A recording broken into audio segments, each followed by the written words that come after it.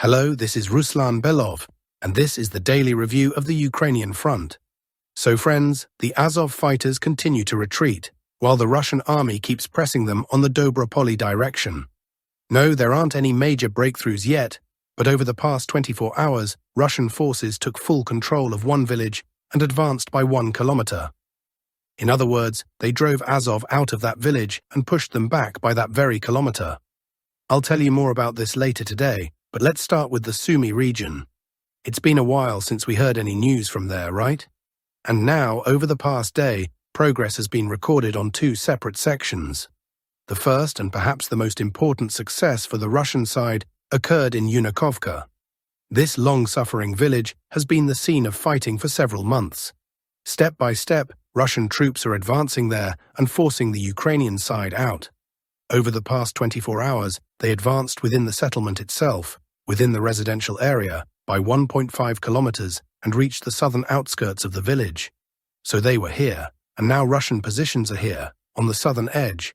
As you can see on the map, the majority of the village is under Russian control. In fact, not just the majority, but the overwhelming part of Yunukovka is now in Russian hands. Ukrainian forces maintain their presence only in the south and the eastern part. Given the overall configuration of the front, I think Russian troops will soon finish off the village. And by the way, this will impact the entire Sumy front, since Yunukovka, due to its size, consumes a lot of manpower and resources. Once it falls, these resources will move further along the front, and naturally at a much faster pace than inside the settlement itself, simply because here you have dense residential areas, and beyond that you don't. But Yunukovka wasn't the only area of advance. Russian troops also managed to push forward in the forest plantations southeast of Vorochino. And by the way, Vorochino itself is under Russian control, despite Ukrainian sources claiming otherwise.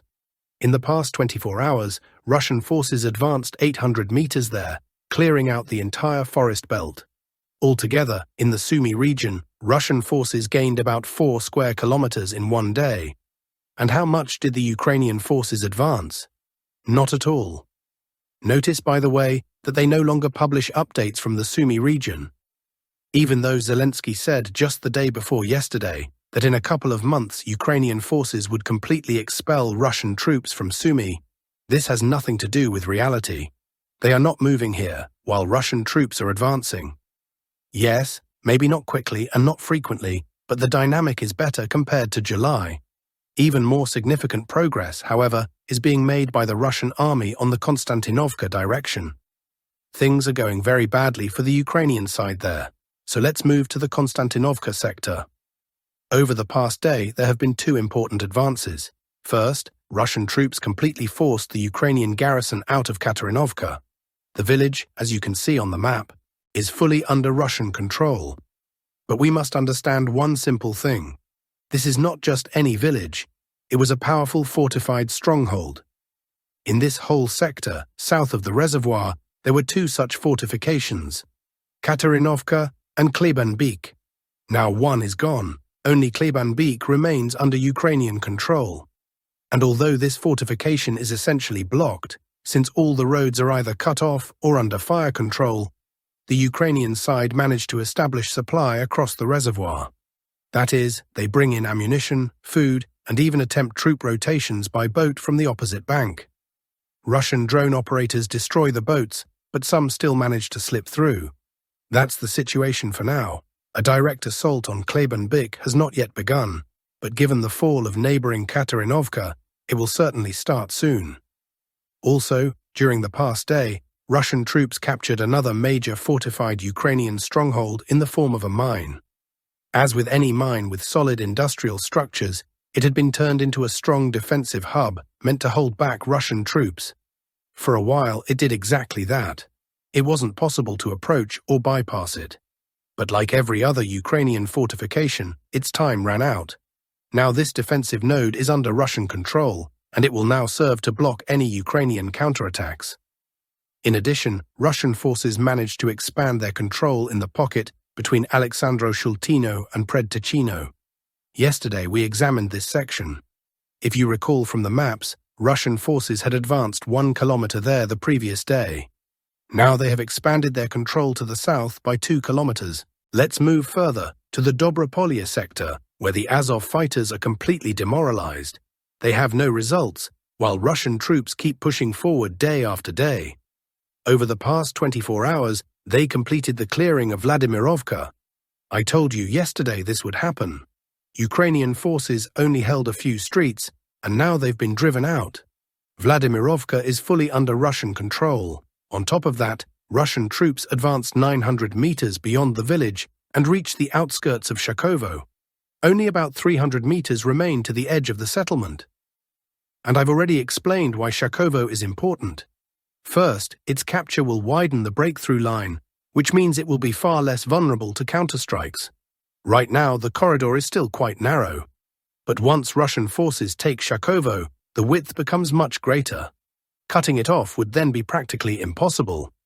Second, controlling Shakovo will greatly simplify logistics for supplying Russian troops further north, in areas like Zolotoy Kolodez.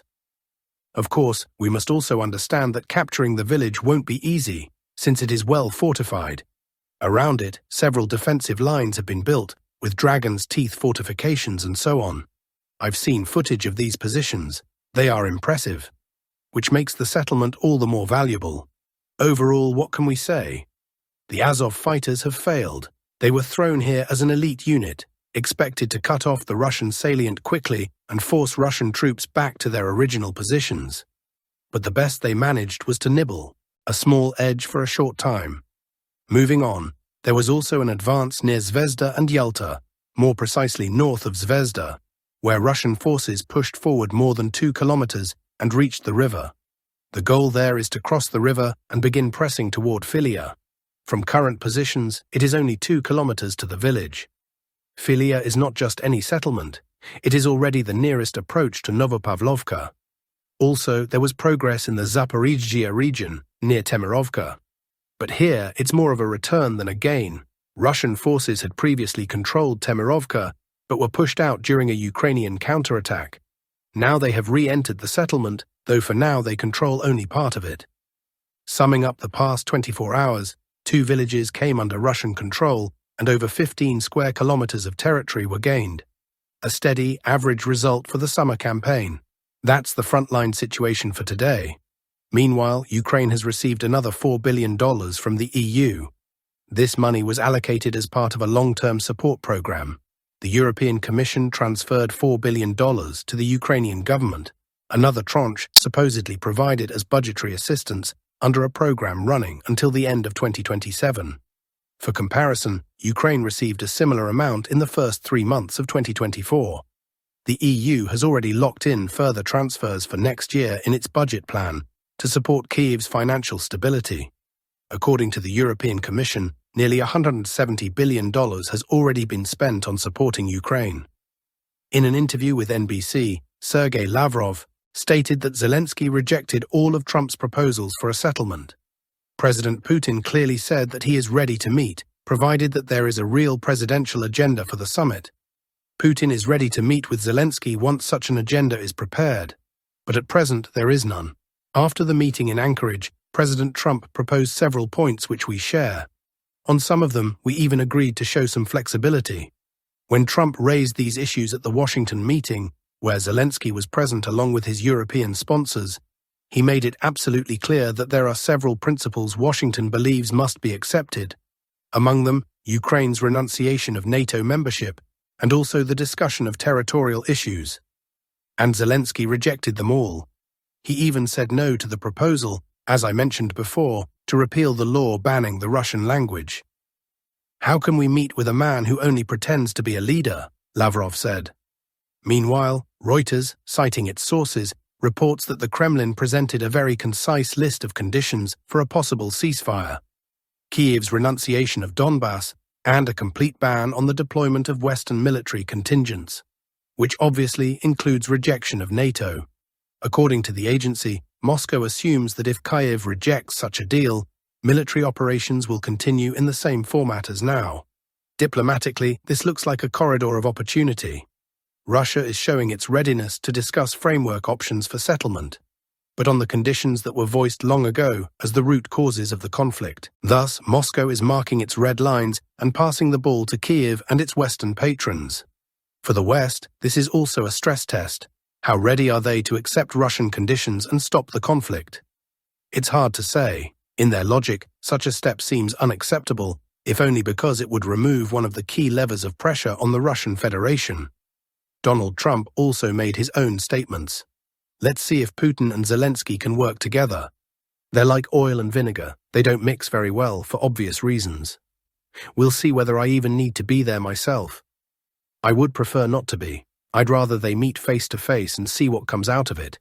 But in the meantime, they keep fighting, and that's very stupid.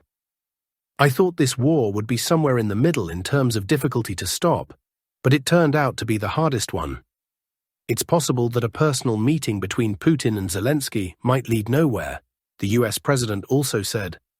Trump showed the media his photo with Putin and stated that the situation with Ukraine would become clearer in 2 weeks. He expressed hope that the Russian president would attend the 2026 World Cup, which will be held in the US, Canada, and Mexico. He admitted he might impose sanctions and tariffs, or take no action at all, in 2 weeks depending on the Russia-Ukraine situation. He said he would decide in 2 weeks who is responsible for the deadlock in peace talks on Ukraine. The media asked the US president questions. Reporter, did you speak with Putin about the American plant in Ukraine that Russia attacked? Trump, I told him I was not happy about it. Our sources reported that Zelensky is now heavily dependent on compromising materials held by the US, which means Trump will apply pressure primarily on Ukraine. A US administrative source indicated that Ukraine is being forced to agree to a deal on Russia's terms. This was also reported to Politico by a senior US administration official, referring to Donald Trump's stance.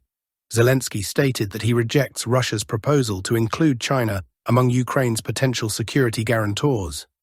According to him, Kyiv relies only on those states that have truly supported the country during its most critical moments. Zelensky also rejected another Russian demand, officially enshrining the status of the Russian language, emphasizing that Ukraine has one state language, Ukrainian. These statements were made against the backdrop of ongoing diplomatic maneuvering, accompanying US and Russian efforts to launch peace talks. For example, Zelensky's refusal to allow Chinese participation can be interpreted as part of Kyiv's political logic, where it seeks to keep the circle of guarantors not so much based on their global weight, but on their real involvement in supporting Ukraine throughout the war, according to the Telegram channel Resident. However, this move by the presidential office also signals an increasingly clear intention to continue the war. While in several Western capitals, and especially in Washington, realistic peace proposals are being discussed, including with guarantor states like China, Zelensky's rejection may be seen as an unwillingness to compromise and a fear of losing control domestically. After all, peace would mean elections, and the administration fears losing them. It should be noted that Zelensky's intransigence carries risks. If Ukraine refuses to participate in a peace process in which the US is interested, the country may eventually find itself in a much more vulnerable position without support, both militarily and diplomatically. In this context, concerns arise that the window for a favorable peace could be missed, and in the future, Kyiv may have to negotiate from a weaker position. In other words, capitulate. The US is prepared to take part in providing Ukraine with security guarantees after a peace agreement with Russia, but insists that Europe take the lead. US Secretary of State Marco Rubio told Europeans this yesterday. CNN reports that the exact US role in security guarantees has not yet been defined. Options being discussed include Washington providing air support, though the format remains unclear. Reports also say the US prefers to rely on drones rather than aircraft in order to minimize risks. American pilots and drones could be used for monitoring flights over the future line of separation, providing high-resolution imagery and recording potential violations. But it is not certain that Moscow will agree to this. Politico notes a key shift in the White House's rhetoric. The Trump administration has effectively acknowledged that Ukraine will not be able to dictate the terms of peace. A senior official openly stated that Trump is convinced Russia holds the upper hand in the war, and that any final settlement, if it happens, will largely be on Moscow's terms. At the same time, Trump demonstrates a specific logic of pressure. He does not want to pressure Russia, considering that a dead end. But he has much stronger leverage over Ukraine and Europe. Kyiv's dependence on US weapons, intelligence, and funding is enormous, and European allies cannot act autonomously either. Therefore, in his vision, peace is only possible by persuading Kyiv and Brussels to accept a deal that satisfies the Kremlin. Recognition of the Frontline's reality, at this level, is being acknowledged for the first time. Ukraine is not capable of turning the situation around by force, and its negotiating position is weaker than Russia's. If Trump has chosen the strategy of pressuring Ukraine, it means Washington will use arms supplies, intelligence, and financial flows as bargaining tools. Trump's approach increases friction within the American establishment. There are groups in the Pentagon and the State Department that continue to insist on holding the hard line.